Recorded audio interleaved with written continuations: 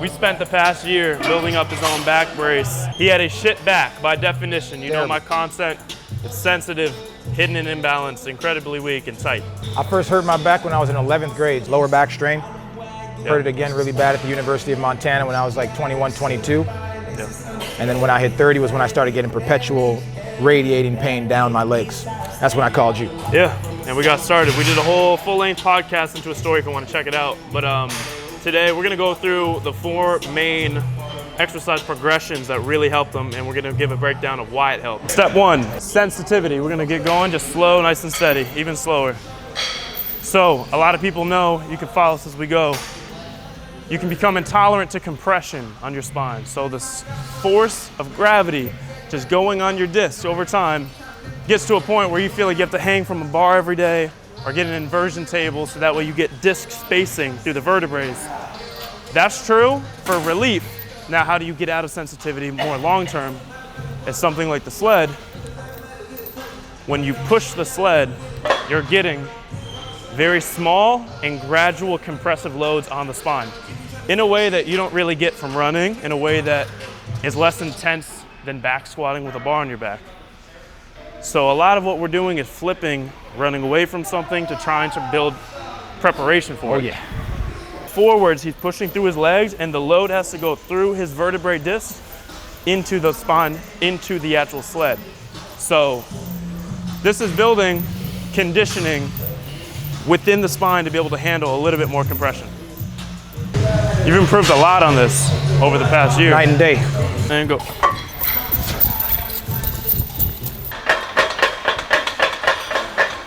We're gonna go now to the hidden and imbalanced section. The H of the acronym. A lot of his issues were in the hips. Oh, man, that's a normal byproduct. That's why I get lightheaded.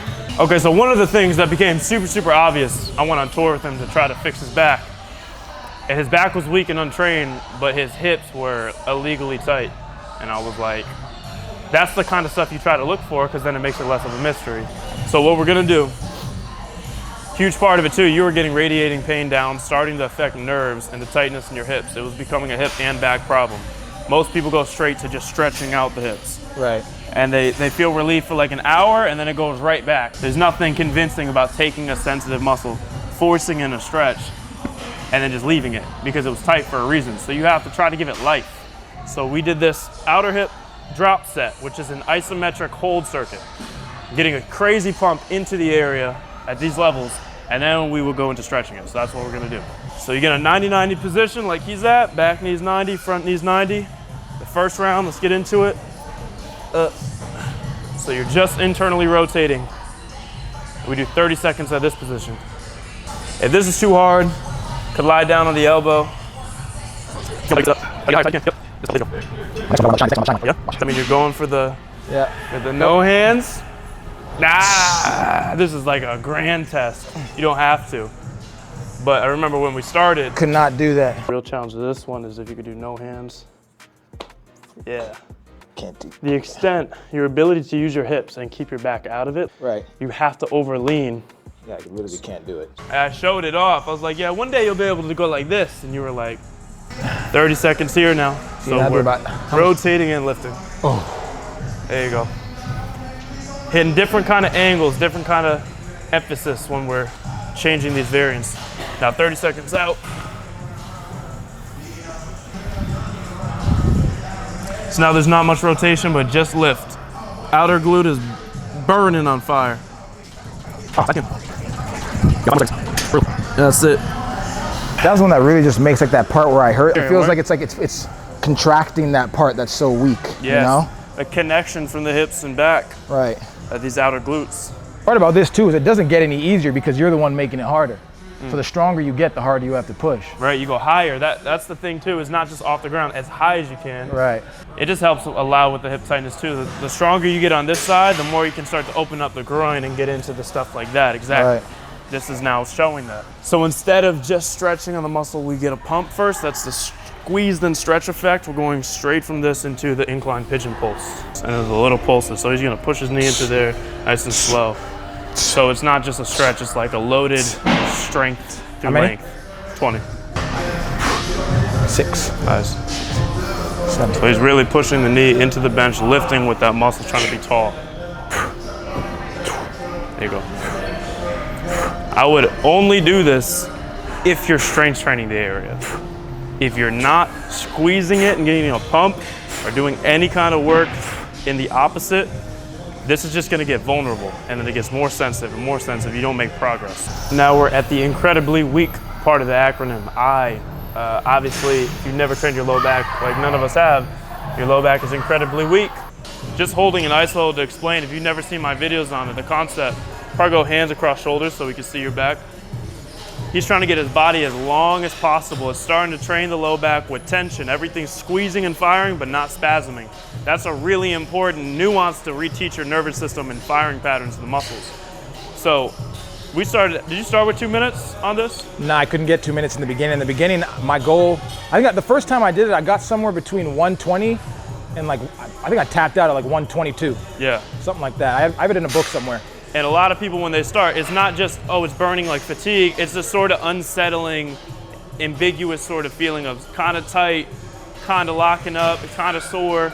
And so that whole process is expected. That's why we start super slow, 30 seconds of an iso hold, or you can even put the pad really, really high, you know? And so there's ways to even get step 1 down to a level that's easier. So for example, you can make that even easier. You could take your feet out of a machine if you're on the max height, and you could start here. And now you're holding 20% of your body weight instead of, you know, 50% of your body weight. And that little difference really can be a breakthrough with someone who's super sensitive. So now you're building strength, squeezing, then we go into the reps. We want to go through this, the half reps. I remember when we started reps was together in the hotel gyms, and some of them that did have them. Go? Yep. And we started with this. Because still have no clue, there's 2 types of back strength. There's the back strength of the back completely like a board, using all the vertebrae together and showing glute strength, but with the back solid. And then you can go to full range reps. Then there's the back strength where you actually show vertebrae by vertebrae paraspinal strength. The smaller muscles, multifidus, rotatorus. These are things that start to get exposed. Is it tolerant to being loaded? Can you decompress the spine at the bottom and then use the muscles to recompress at the top? Like that's a test that's 6-8 months down the line after starting iso holds. I remember I started doing the iso holds. When I first saw your videos, I actually purchased a back extension for my apartment that I never put together. But my thing, I was like, I was gonna start trying to rep them like I did push-ups. Yeah. Until I went and tried the iso hold, and I was like, I can't even hold this for 2 minutes. So I started the slow process, and then I talked to you about that, and you were telling me it was gonna be a journey. So I've been doing this religiously for like a year now, to where I just started putting weight on my back, what, 2 months ago? Right, yeah, yeah. And now you just did a record. We could show that footage. You just did 12 reps. How many did you do? I did 13 or 14. With a barbell, right? That's and it's a process. I haven't missed, since we started, I haven't missed a workout or a week. My back's been hurting me since I was 16, 17, so I've done and been to physiotherapy, deep tissue massages. Never did acupuncture. Right. But I went to a chiropractor, you know? Yeah. Until I actually found a message like, oh, this actually lines up with my actual life of progression and getting good at a skill. Yeah. My back is a skill, I hadn't practiced. Right. Wrapping up his journey on the back extension, that was the biggest foundation to really like set his sights on for over a year, and now he's crushing it with weight. He was in back debt. Now we're at the last part about tightness, which you still have some here and there, right? Oh yeah, still working on it. That's the last symptom sometimes to really go. The first is to be able to use the muscles and not spasm, to get rid of sensitivity that you can even like get a pump or get sore in a good way. Tightness has the fascia involved. It's the nervous system like holding on still. So after you built through everything we just did, the tightness that you feel is a lot on one side, we can work directly to that with a side bend, but only after built the back extension the way we did. To start loading laterally on the spine, with some of the deeper stuff pulling, and the QL, and the muscles that are keeping you from bending sideways, you can start just with a walk. And we did suitcase carry. Really, really steady. A lot of people have done this before. You could work a side plank. You could work a side iso hold on the back extension. All of these things are just general core training to the outside, which is good. And now you're gonna directly go into the side bends. But because he's on back extension, now we can go lateral flexion on the spine. Yep. This leg back or? Opposite. Opposite, right. Yep. Oh. A little more space between the legs. Yep. There you go. So you can start with no weight and literally just practice reaching apart. This one's therapeutic. There you go. He's slightly turning his arm to look up to the ceiling. So now you can switch. Yep. Let's go through the walk. So before you even do the side bend, I would start just isometric, getting comfortable with load without any motion. The reason you don't start with this is because the back extension is letting you flex your spine 2 sides at a time using the left and the right parts of the back. This is flexing the spine only with the left side of the low back muscle. So if you don't have strength to be able to go down and lift yourself back up comfortably, doing it sideways is taking half the strength, but the same amount of load on the bones and vertebrae. So try to get your spine super flexed. Stuff like that is just a continuation of the back extension. Is this one neck harder? Yeah, then what? The back extension? Back extension? It's harder on the smaller tissue, on the connective tissue holding the spine together. So your bigger muscles start to shut off when you're at the bottom. And then the smaller muscles have to actually help keep you from just ripping apart. Everything should be done in thought process in order. Day 1, you can start sledding very light. You can also try the outer hip drop set and pigeon. You can try some of the iso holds, but like those are gonna come more confidently over weeks of the previous step. This side bending could be months in, Jefferson curl a year in. So you'll feel each part of the spine, you're gonna work piece by piece of rounding and let the elbows hang towards the ground. Yep, exactly. Oh. It's lighter than what you just did on the back extension, but it's really true. It's hard. It's hard to curl that. The back extension, I can feel that curl of the back more, but. Yep. That's something you have to relearn how to do. Because you could just already yell it, but that's why you start with the neck and then try to overemphasize, exaggerate it. Yeah, exactly. Oh. Yeah. That's the full shit back route we took. We did a lot of full body training. We trained our ankles. We did a lot more stuff with the hips, but the general deposits, the things that were very consistent that you could say you transformed at. Right. Definitely sled, definitely the back extension, definitely the outer hip drop set and the pigeon. Like those things are night and day.